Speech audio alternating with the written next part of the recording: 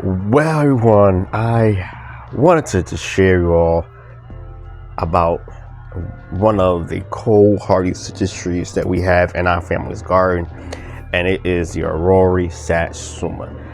If you don't have a Satsuma, I beg of you to get one. Satsumas are very, very interesting in the fact that it weeps. The branches actually tilts down like a weeping willow tree. If you ever seen one before. Now, it is not classified as a weeping citrus, but I like to classify it as a weeping citrus tree. We have had this weeping Aurora Satsuma for 5 years.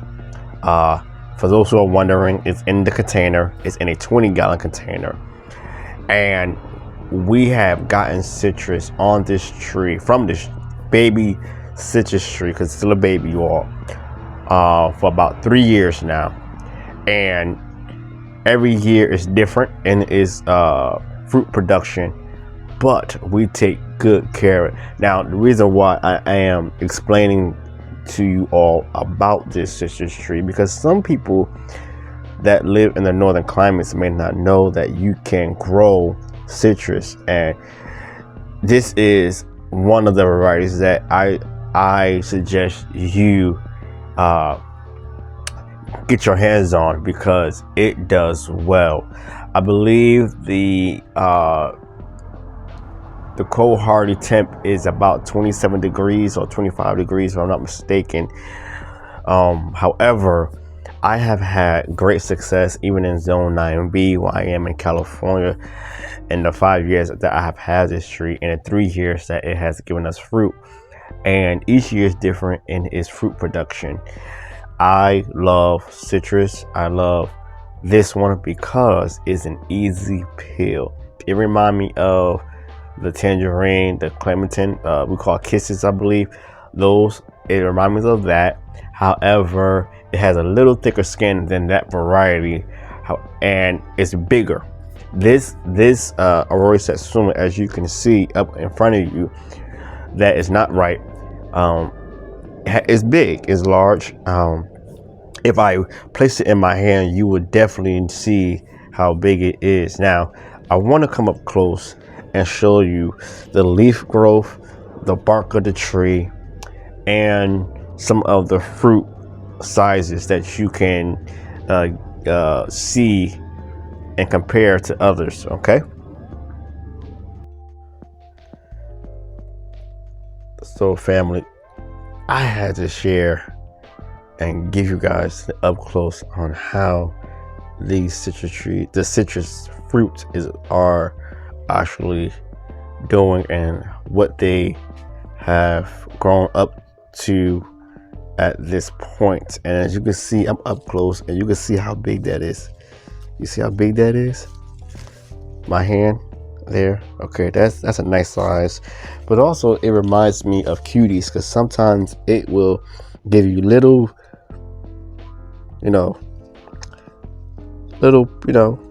small ones, and it's easy peel. That's the best part about the Satsuma oranges, mandarins, that they are easy peel. Now, one of the things that it does, it grows in clusters, so you want to be careful for that.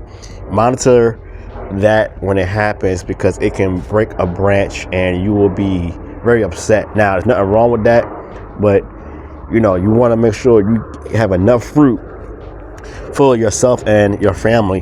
One of the things I have noticed about the tree, what it has done this year, ours anyway in particular, that look what it has done. It has grown in between a branch, and that one is ready. I'm not going to touch it right now, but that's what it does. And another thing that I have noticed about our tree is that the green growth that it has. This tree is full of dark, lush green growth. For this tree itself, the other citrus has done the same. There's not much yellowing on the trees, because they get a regular feeding when need to. But this tree alone, if I don't touch it at all without any feeding, it will still produce dark, lush green growth, lean growth, okay, green growth.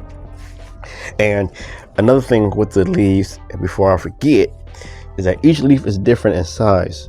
And so, as you can see, some are the size of my hand, even larger. All right.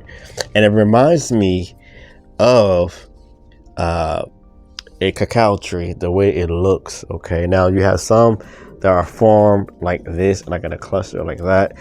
Another thing I do want to say before I forget, you want to make sure you protect your trees from full sun, or even in the fall winter months, winter burn, which is wind burn basically.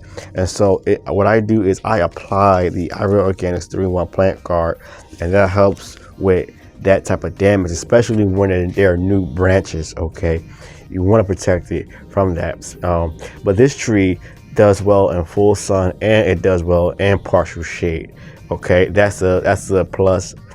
Another thing is that it does well in cold hardy zones 5A all the way to 10A, basically, because I have seen this tree from other content creators who are in the tropics, and they have this same tree and it's doing very well. So this is one of the best trees that you will want in your arsenal. It does give out sweet, delicious fruit. It's not sour at all. It's easy peel, and so if you want an easy peel tree, besides the cuties we call cuties from the grocery store, this is one of them. It's not like your standard navel orange or blood oranges. Okay, so that's that, I would say.